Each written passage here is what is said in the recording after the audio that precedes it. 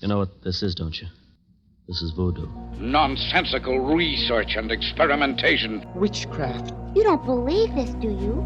The cult is full of superstition and mysticism. We're scientists.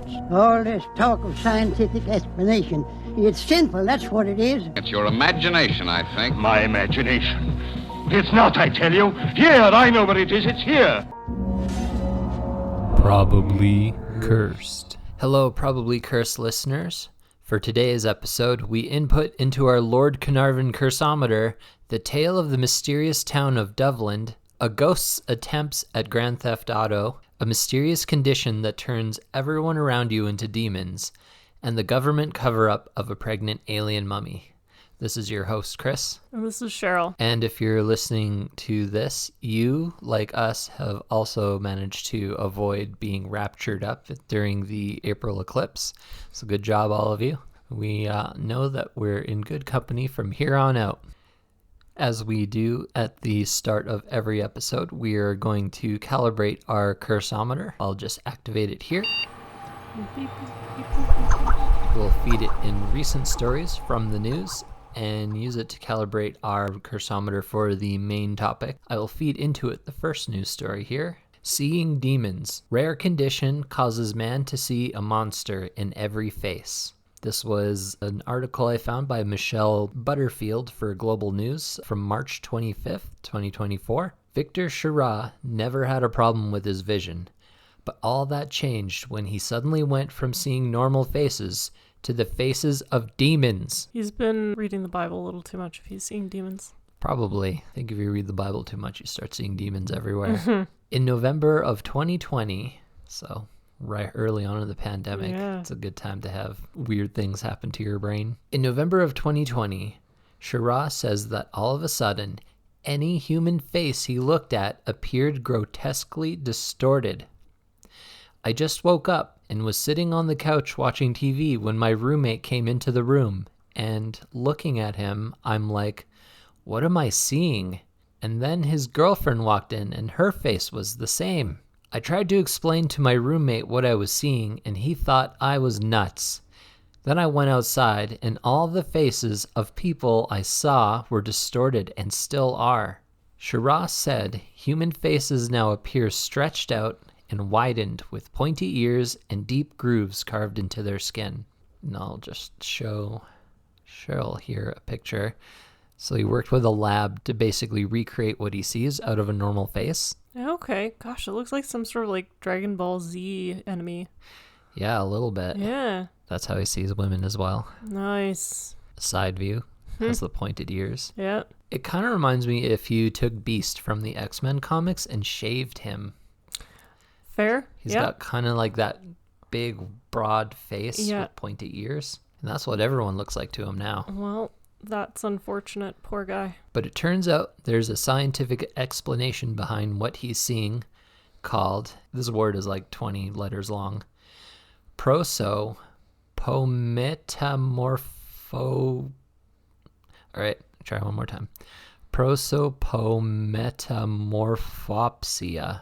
Well done. Or PMO. I should have just left it at PMO. A disorder that makes some people think they're seeing demon-like faces everywhere. According to a study published in The Lancet, the patient stated that the distortions, severely stretched features of the face with deep grooves on the forehead, cheeks, and chin, were present on every person's face he encountered. But he reported no distortions when looking at objects such as houses or cars. The patient said that even though faces were distorted, he was still able to recognize who they were, the study continued. Also, the study found that Chirac's distortions only appeared when looked at people in person, not when he looked at humans in a photograph or on a television or computer screen. Interesting. That's like really bizarre. I mean, this sounds like sometimes what I jokingly deal with social anxiety, where everyone just all of a sudden looks menacing. They just turn into goblins. Yeah. PMO is exceedingly rare, with only 100 published case reports. Researchers think it might be brought on by dysfunction in the area of the brain that handles facial processing, but they aren't sure what exactly causes the condition.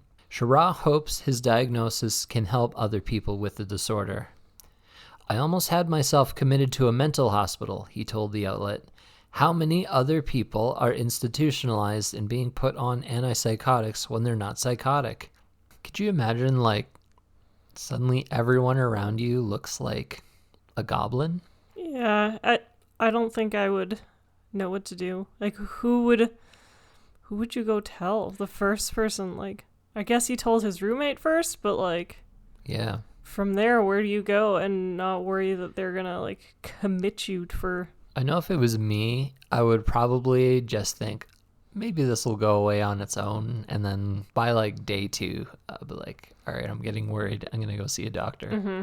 If you can only see people normally through, like a TV, I wonder if you could make, like, video goggles that have, like, cameras, and then in front of his eyes are just screens of what he's basically seeing. That's true. And then he could just sort of return back to almost a normal life. I also wonder how much it would matter if, like, Zoom calls, like, he could do Zoom calls or Teams calls or some sort of, like, FaceTime, and it should be okay, I think. Yeah. It's still weird that he recognizes the people when they're all distorted. Yeah. So there's that part of his brain that, like, recognizes the features. Well, we fed in the first story into the Curse-O-Meter. Cheryl will feed in the second. All right. I have the bizarre case of Peruvian alien mummies takes another turn as officials raid pregnant specimen press conference. So this article comes to us from Amelia Neath, who works for the Independent UK, and the story is from April 2024. A conference run by Mexican journalist and ufologist Jamie Musin, showcasing a supposedly pregnant alien mummy that was suddenly halted when officials from the Peruvian Ministry of Culture burst in and tried to seize the specimen. The specimen, named Montserrat, was in the process of gestation with a body of fetal and tridactyl characteristics within it. It's a very weird way of putting that. Yeah, I think it might have been translated because he is Mexican. Yeah, fair enough. The species named Montserrat was in the process of gestation with a body of fetal and tridactyl characteristics within it, Mr. Mousen wrote on Twitter, according to a translation. Mr. Mousen is the same ufologist who hit the headlines last September with his 2 non-human corpses that he claimed were over 1,000 years old and recovered from Peru. I wonder, like, where he's getting all these aliens from. Like, were they all collected in I think they are homemade. But is his story that there's just one cave where, like, all these aliens are, like, huddling together in big mummified piles? So there, in the image that you showed me of, like, this mummy, yep, I actually wonder if it might be a real mummy. You think so? I mean, it looks very humanistic. Yeah, it has sort of an elongated head. Yeah, I do wonder if it might be a real mummy that he may or may not have put exaggerated features on using clay or other... Now I can kind of see that. Yeah. I mean, the head elongated is, like, less shriveled and detailed than, like, the limbs and the feet. Maybe he just had a regular mummy and just snapped off the fingers to give it 3 fingers. That's what I'm wondering. Officials were captured on camera apologizing to attendees. Sorry for the interruption. We are taking an unexpected preventative action with the Ministry of Culture and the Specialized Cultural Heritage Police regarding the exhibition of the tridactyl mummies that you have reported on social networks, said the official, according to Need to Know. I want to see the Law & Order series about the Specialized Cultural Heritage Police.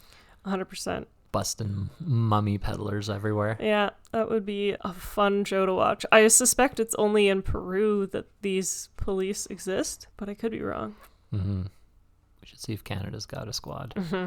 Officials realized that the mummy's body was not brought to the event. Instead, the conference consisted of a 15-minute video and a series of guest speakers who invited the officials to take a seat and watch the short seminar video. So it was just a presentation. I mean, if it is an actual mummy, even if it's a prop that he made in his garage, it's possible that it would be very hard to transport. That's true. It's probably, like, real brittle. Yeah.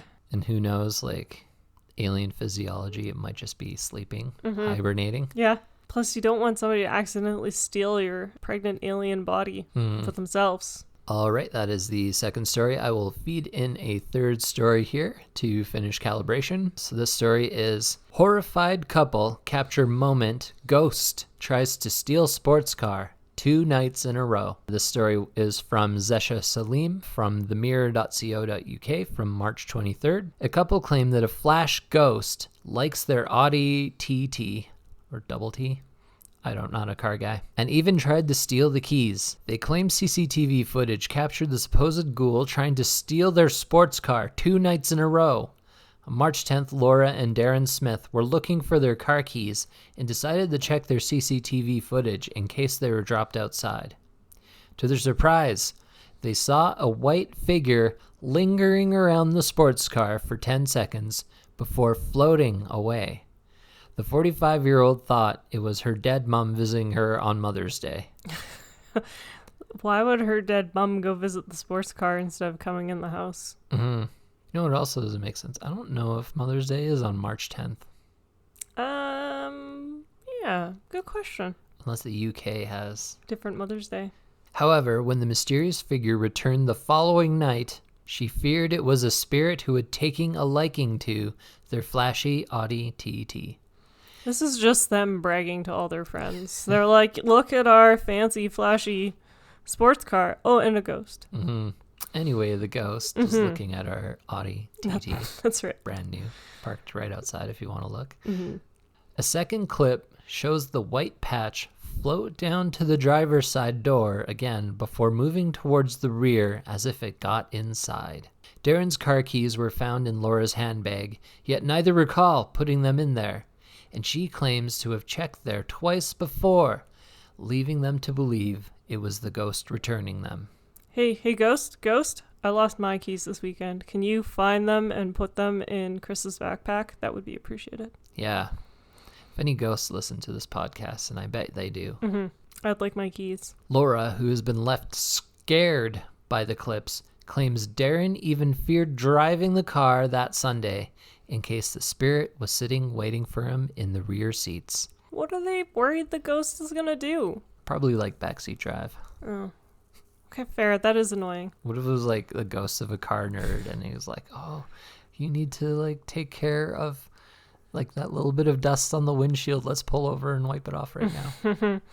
Or maybe they stole the car and it's the ghost of the victim, of the person whose car it originally was, coming back to murder them for taking its beautiful Audi TT. Also likely possible. Mm-hmm. This can't just be some random ghost taking a liking to their car. This goes deeper. They knew that ghost. It's true. All right, so those 3 stories are fed into the Curse-O-Meter. I will get it to spit out the results now. Please stand by. Chewy. I leave those in. Mm-hmm. We have our results here. So the first news story of the man who is seeing everyone around him turn into demons, probably cursed. That guy is never going to be able to look at another human being the same way ever again. It's not a good situation to be in. No.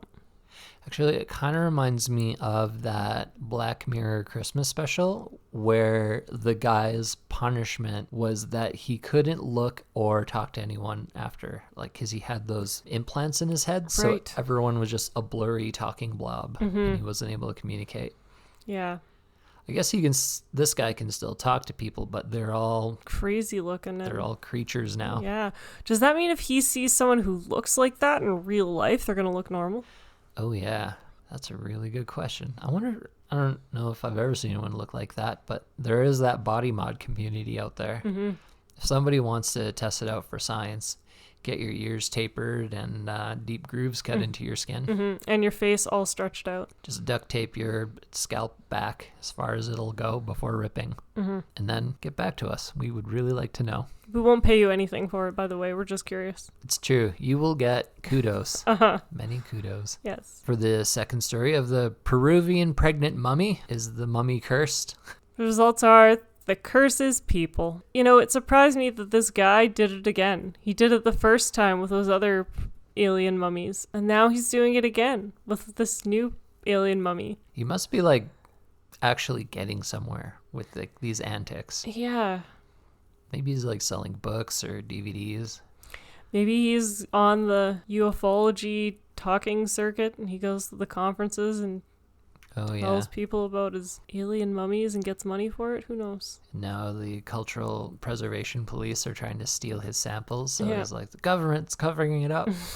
For the final story of the ghost that's trying to steal that couple's car, the results say probably cursed. It's not helpful to have it's probably getting ectoplasm all over their car, and they're having to clean their brand new Audi TT every day. Not just that, but like if they're afraid to drive it, then what's the point of having the car anymore? That's true. It just sits there attracting ghosts in your driveway. Yeah, that's not good. Creating cold spots on your block. Mm-hmm. In theory, if you get enough money from selling YouTube videos of ghosts trying to ride in your car, maybe you can buy a better sports car. Although if it is a car fanatic ghost, it will probably hang out even more around their brand new Lambo or Aston Martin or whatever they choose to get. But then maybe they'll bring their friends, and then you'll get better proof of ghosts. All right, that completes the calibration of the Curse-O-Meter. Before we move on to our main topic, we're going to head on over to the Probably Cursed Museum and Gift Shop for our new artifact that we are dropping today with this very episode. Today's Probably Cursed artifacts are the baby dolls. Fun fact, our nieces saw these baby dolls and they're convinced that they must be haunted. Or at least our one niece is pretty much convinced it must be haunted and required photographic evidence. It's true. This has worked on children and it will probably work on the people in your life. Yep. So of all the items in our collection, I'd say these dolls look the most haunting. Yep. It's a pair of dolls and they aren't the same size. One doll's big and the other's little. And the large doll comes dressed in a gown. The head and arms of the doll, I think, are made of wood, and the body is stuffed with what I'm pretty sure is hay. If you give it a squish, it makes that crackling grass noise. Mm-hmm. The eyes on the large doll are also of the variety that open and close when you lie it back or sit it up. Hopefully, if you buy it and take it home, the eyes will open and close all on their own, just for you. The eyes also have large vertical cracks around them on the head of the doll, and it gives them almost like a slit pupil appearance. Yeah, it's very unsettling. The smaller doll that accompanies the big one is, I think it's made of wood or some sort of plastic material. It came fully nude, so this one's got no clothes. You can make your own creepy doll clothes for this guy. Its body is damaged and discolored. It's got a couple gouges out of it. And it looks like it's been haunting a ditch for the last 50 years. But it has the most piercing blue eyes. Mm-hmm. Cheryl and I picked them up from an estate sale, and originally we were only interested in getting the large one, but the estate agent, once we had purchased the doll we wanted, handed us the second doll off the shelf behind her, I think it was. Yeah. And just gave it to us for no extra charge. She's like, just take it. And now they belong together, and both can be yours if you head over to our Probably Cursed store at probablycursed.etsy.com. Help us reach our goal of our haunted museum and support our podcast.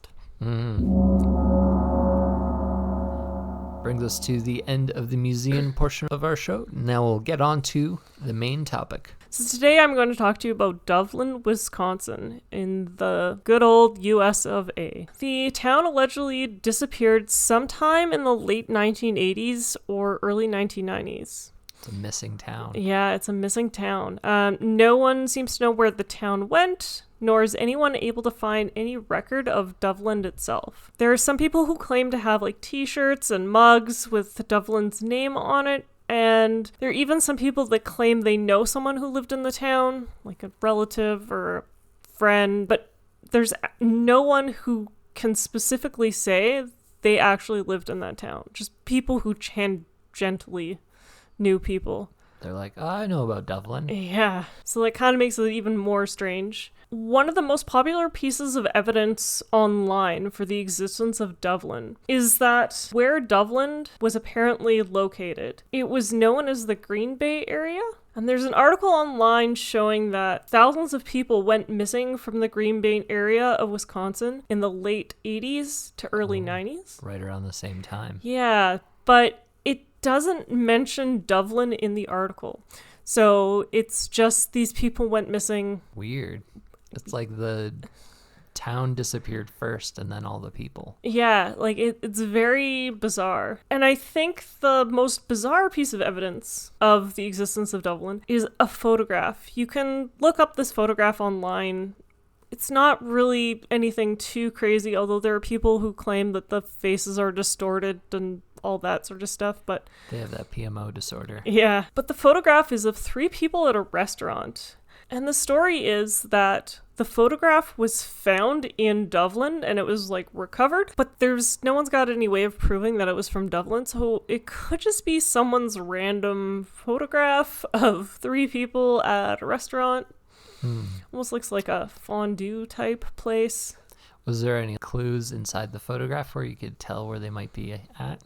Other than the fondue set type thing, almost like the Korean grill in the table type setup, there wasn't really anything that gave away where these people could be. And the people in the photos, they do look like they're dressed for the late 80s and 90s, like the hairstyles, the clothes, everything else. It does look like it's from that time period. And when you Google Doveland, Wisconsin, that photo shows up on like the Wikipedia page and a bunch of other places. So it's been associated with it long enough that everyone pretty much agrees that's where it's from. Yeah. So the earliest known and documented mention of Doveland occurred in 2017. And it was posted on Tumblr. Apparently the post has now been deleted, but people have reposted it over the however many years. Not sure where they're getting it from. Yeah, I think the post can live on when you repost things on Tumblr. Yeah. Because it always shows the attribution from the person you're reposting from. I think it just shows up as blank or grayed out. Okay. Well, anyway, the post went as follows. Has anyone here heard about Doveland, Wisconsin? Okay, so this is like a golf rumors, but there's basically no information online, and even less than golf rumors, in fact. Golf rumors? Golf rumors. Like rumors on the golf course? I guess so. It doesn't really say. Your dad's a golfer. He's a golfer. I'll have to ask him. It goes on to say, there was a small town in Wisconsin called Doveland that just up and disappeared sometime in the late 1980s/early 1990s. One day, the town was there, and the next, it wasn't.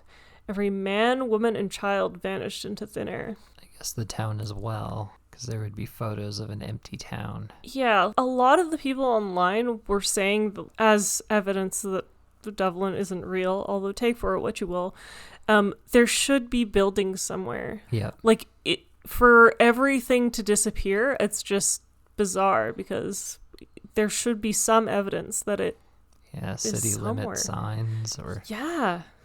Because of the limited information on Doveland, I also wanted to bring up some other towns that have been known to disappear or vanish. Another reason that I bring these up is because most of these, are mentioned in the articles when you look up Doveland. So there are other known cases of missing towns, although most of these seem to be villages. So the first one is Lake Anjikuni. It was a village that disappeared in the 1930s in Nunavut, Canada. It was along the banks of the Kansan River in Kivilik region. And the story goes a Canadian fur trapper named Joe LaBelle was traveling in the area, and he was aware of the Inuit settlement.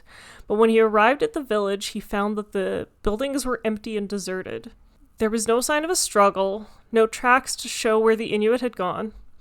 And when the RCMP arrived to investigate, they found food still hanging in position for cooking fires, but the fires had long been gone and put out. They found frozen sled dogs. So some of the village's dogs froze to death. Poor puppers. Yeah. And the most eerie aspect of this whole thing was that they found graves in the burial grounds that had been opened up and emptied, and then the headstones were piled neatly next to the opened graves. The missing people were never found again, and the mystery was never solved. In all the things that I read, the RCMP did not provide any theories as to what had happened to the Inuit village. Natural causes. Pack it up, boys. Yep. So the graves were opened and the heads were at the top of them? The headstones were piled. Oh, the headstones So the were piled. grave markers were piled. That is bizarre. Isn't that crazy? I would be interested to see if I can find newspaper articles for some of this stuff. But I feel like that would just be a large rabbit hole that... That could be its own episode. Yeah.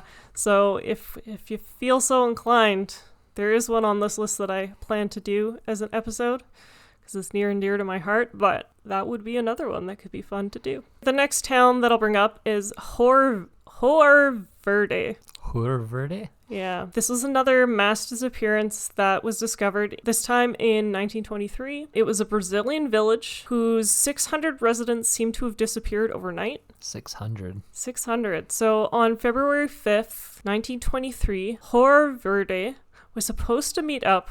You guys are going to have to deal with my inability to pronounce Spanish. How's it spelled? H-O-E-R. I think that's... Never mind. Keep going. Okay. I thought you were trying to say Jorge. No. But that's not how you spell Jorge. That is not how you spell Jorge. Otherwise, I would have been able to get it. On February 5th, 1923, Hor Verde was supposed to meet up with residents of a neighboring village to trade goods. But when no one from the village showed up, the neighboring village sent a team to investigate. The searchers found buildings that had all been abandoned, and written on a classroom chalkboard was the message, "There is no salvation." Weird. So, when doing a bit of digging, most local Brazilians say that the story is just a folktale, and actually the name of the town translates to Green Hor. Green Hor? Green Hor. So, horror, H-O-E-R, is a Dutch word for whore. And wait, is that what hors d'oeuvres are? You know what? They're like horrors cakes? Maybe? I'd have to look that up. And verde is Portuguese for green. Green. Yeah. I think it's the same as Spanish. And it's pretty close to what it is in French, too. No official records of the town can be found, but the first mention of the town was actually in a Russian communist newspaper. And there were a lot of people theorizing that it started because of this whole thing where, like, Europe feared the West and North America and South America. And I guess, okay, where is Brazil? Brazil is in South America. Yeah, okay. So it's like the largest country. Okay. It's like opposite side. I think it's on the East Coast, so East opposite Coast. Chile. Yeah. So yeah, there's some people who believe it was because Europe kind of had this weird fear of North America and South America, and that they thought all the people there were strange and weird. So this just may have been another case of them trying to make the New World seem sketchy. Mm-hmm. Oh, so it's like a ghost stories about the scary inhabitants of the New World. Yes. And how you could just mysteriously vanish for no reason. They don't have Jesus over there. Anything could happen. Yeah. I also found the story of Erkhammer, Iowa. So this town was supposed to be found along Route 41 in America's Midwest. In 1929, an article was published in the Clarion Sun Telegraph out of Davenport, Iowa, about two mysterious events that occurred in Erkhammer. So the first was that an airplane was flying overhead and noticed that the town looked abandoned. The fields near the town were overgrown or overtaken with weeds. And then the second one happened a couple weeks later, in which a man reported that he had stopped in Erkhammer to get some gas. But as he drove down the road, he realized that his car wasn't filled. Like, there was no gas in his tank, and his car ran out of gas. So the man was furious, and he was like, well, I'm gonna go walk back to Erkhammer, because he assumed he had been scammed, and he wanted his money back, and he also wanted to... Oh, so he filled up the car. Yes. And then he left, and his tank immediately went empty? Empty. Weird. And so he's like, this is not cool. And so then he decided to walk back to basically have it out with the gas station owner. And when he turned around, he could see the town ahead of him, but after 2 hours of walking, he never seemed to get any closer to the town's limits. Oh, weird. It's like on a conveyor belt. Yeah. On a treadmill. Consensus on the internet is that this town never existed. The newspaper that published the article about the Erkhammer is not a real newspaper. There's no records of anything called the Clarion Sun Telegraph. So it's very likely that it's an internet hoax. That being said, no one on the internet would lie. Yeah. I'm going to briefly mention the next one because it's my favorite, and this is the one I'm thinking of doing an episode on. This is about the story of the town of Frank. This episode comes out almost actually 121 years to the date of the incident. The fate of Frank is not a mystery, which is why I think most discussions of Doveland don't talk about it. But on April 29th, 1903, 44 million cubic meters, which equates to 110 million tons, of limestone slid down the neighboring Turtle Mountain, and in approximately 100 seconds, the eastern edge of Frank was completely covered in rock. People misheard the story, think that the whole town was covered, but in fact it was just a portion of Frank that disappeared. And of course, now it's been assimilated into the Crow's Nest Pass, so it's not even its own town anymore. Just literally wiped off the map. Yeah. Literally physically wiped but half there's of it. But there's still evidence of it being there, and again, I do hope to do an episode on this because there's paranormal goings on in and around Frank Slide area, but you can always go check it out if you're curious. I'm also reminded of, I don't have like all the details, but there's stories of a town in Russia that back in the Cold War days, USSR, they say either accidentally or on purpose, and a town was nuked by the Russian government. And instead of telling anyone about it, they removed all the signs to the road. They removed it from all the maps they could. They would block the road so no one could go in or out. And just like this big secret that a whole town had just been destroyed. Wow. But they just acted like there was never a town there in the first place. That's crazy. Which is what you can do when you have a totalitarian government. Well, honestly, that also has happened in the States before. There is one town that went missing, quote unquote, because they built a dam and it flooded the whole town. Okay. Yeah, but I think I heard of that. Yeah, I don't know if they ever actually disclosed it or people just found out. But the most famous missing village settlement is Roanoke. Good old Roanoke. Yeah, disappeared in 1586. Although there's a city there now, so if you want to go visit Roanoke, there is a modern day Roanoke. For now. For now. Until that disappears too. Bold of them to build a place on the ruins of another place that disappeared. Yes. It was discovered abandoned in 1590.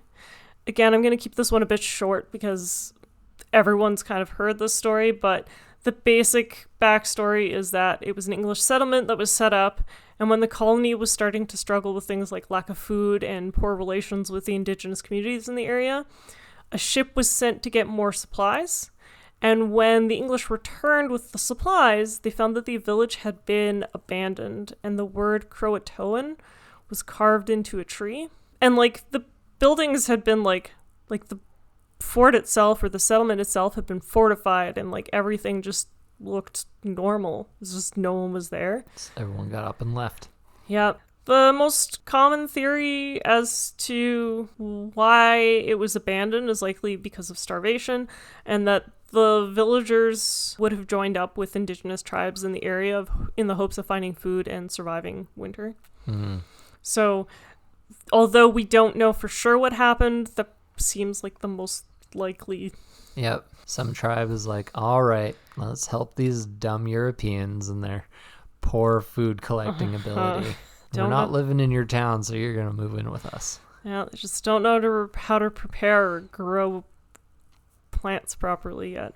Hopefully there was some gloating done. The issue with comparing the story of Doveland to most of these missing towns and stories is that they all happened before the 1980s. Like, it's harder to lose a town now than it would have been right back when there's very few settlements. Like, seems like an easier task when there's very little. Yeah. Like, definitely if a town's going missing now, it has to be small. Because you said, like, Doveland was, like, thousands? Yes. Or that one article just said thousands disappeared around that time. We would have to lose a town of about 30 people for it to go unnoticed. Yes, correct. Like, it would be so much harder for this to happen now compared to way back then. And before anyone asks us about Langville, Montana, which is supposed to be a small town that disappeared in the early 2000s, and it was mentioned in the 2016 Ghostbusters movie, many people on the internet think that it was actually a promotional stunt orchestrated by the Ghostbusters franchise to sell movie tickets. So there's no record, there's no nothing. I tried to search, and the only thing I can see is it was mentioned in Ghostbusters, so... Just a throwaway line in a movie. Yeah. So back to Doveland. Over the years, there have been like a handful of theories discussing the potential fate of Doveland. There are some who believe that Doveland may have fallen victim to the Mandela effect and subsequently disappeared into another dimension. Oh, they're in the Berenstain universe. Yeah. And not the Berenstain universe. Although that theory is intriguing, will we ever be able to prove? I want to go back. The world is so backwards now that we've figured out the proper name for the Bernstein Bears. But they didn't have a pandemic or what else has gone terrible? Many things. All the celebrities that died, still alive. Yeah. Except for the bad ones. There are many people that think, like in several of our stories that I just told, that it's an internet hoax. There's additionally the theory that it was a fake city put on the map during the 1930s as like a copyright trap. So it was just a common thing for map creators to do. They would put a fake town on the map in the hopes that like if anyone tried to copy their exact map, they would put in that fake town and then you would be able to tell who it was copyrighted from. There are no records or mentions of Doveland before 2015, which is another reason why the internet hoax seems kind of plausible. It just took that long for anyone to notice. That's right. It's like, hey, we haven't seen Uncle Dave from Doveland. I wonder where he went. Some people claim that Doveland is now invisible, or it may, or maybe the entire town was abducted by aliens. I'd believe aliens before it became invisible. Yeah, I was getting some like I'm trying to think the island from King Arthur's time that like you couldn't see.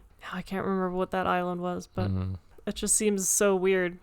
A whole town can't go invisible. Like people driving through the town, like regular visible people, would probably be like hitting people walking across the street. Yeah. And not see them. They would hit objects, other cars. Well, not just that, but like if the town is invisible, how are they getting groceries? How are they getting supplies? Are people able to leave the town and then they're no longer invisible? It's Wisconsin, so it snows there. That's right. You would see the outlines of everything from the snow. Yeah. Just suspended on invisible rooftops. Like I don't know. That makes very little sense. Whoever thought up that a whole town happens to be invisible, try harder with your theories. Yes. There's the less glamorous theory that locals left the town due to illness or job loss. Even the idea that maybe the town was absorbed into a neighboring town. Oh, yeah. That happens. Yeah. But it usually, like, it retains the name as, like, a sub-community. Yeah, correct. Like, in Edmonton, we have Old Strathcona. So Strathcona was a town that was I guess, on the south end of the river. Edmonton was on the north, and now we're one city, but we still have things listed as Old Strathcona. Yeah, Beverly, Jasper Place. Yeah. These used to be their own places. So it can happen, but someone somewhere would have record that had occurred. Yeah. Some people even remember or claim to have remembered hearing that a town in Wisconsin was destroyed by something like a fire, a gas leak, or an earthquake, but no one can find any documentation to show that.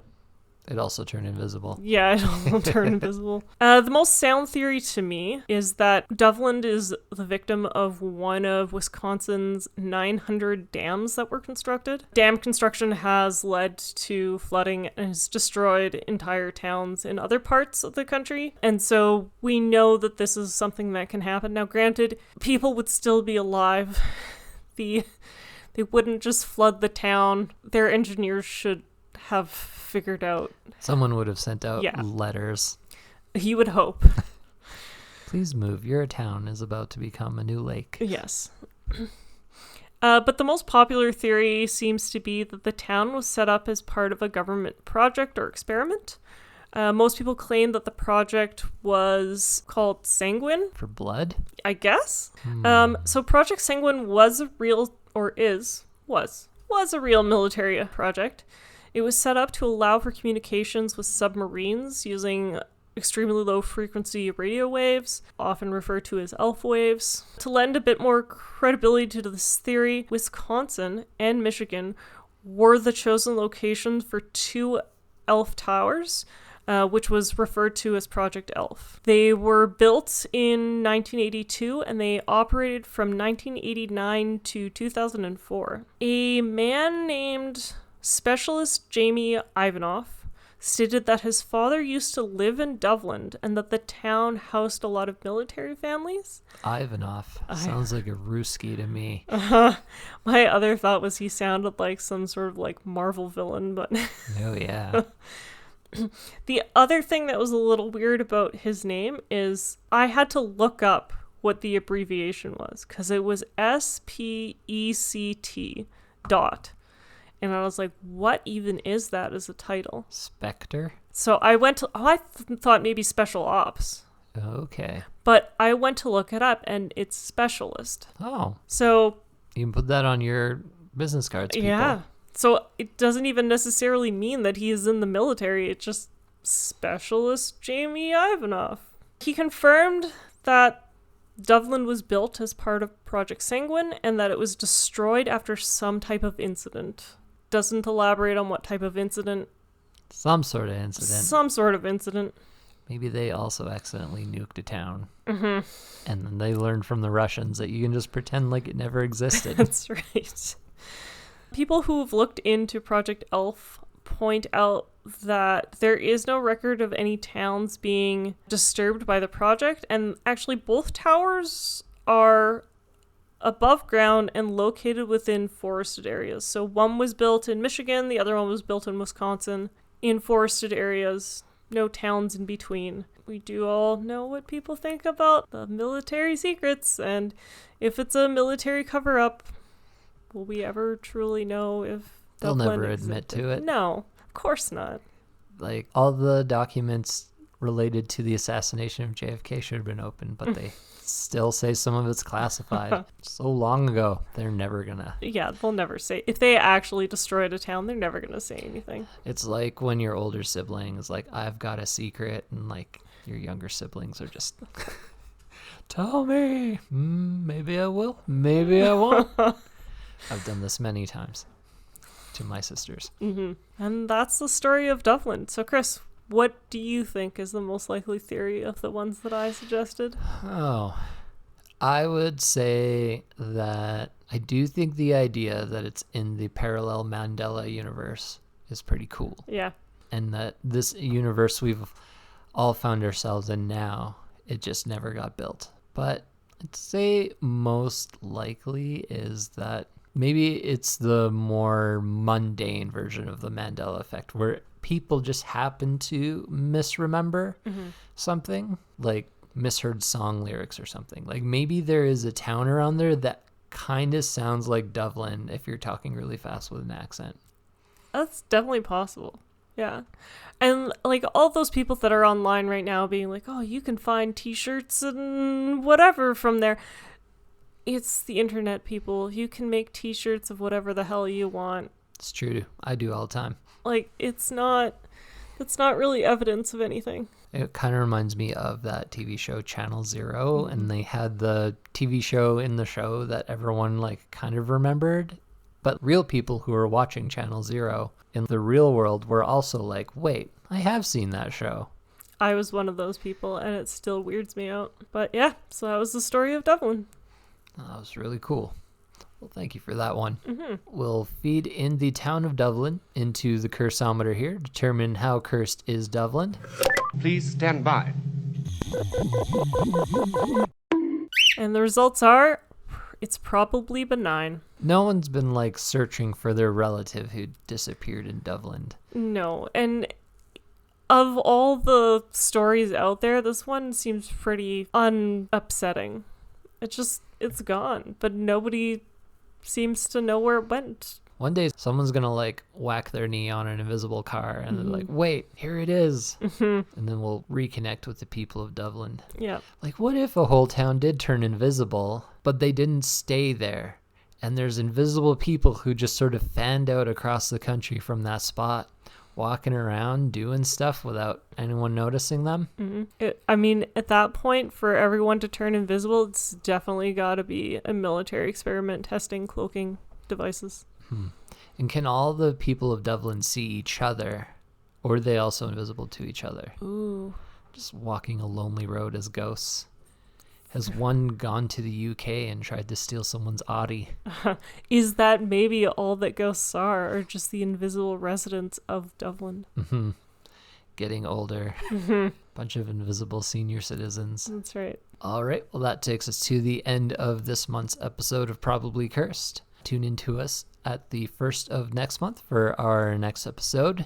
The only teaser I will give is that we discuss one of the sweetest ways to die. I'll leave it right there. As always, if you have any episode suggestions for us or want to get in contact with us to give us something that we could add to our Probably Cursed Museum, you can email us at probablycursedpodcast@gmail.com. Thank you for listening, everyone. Thank you very much.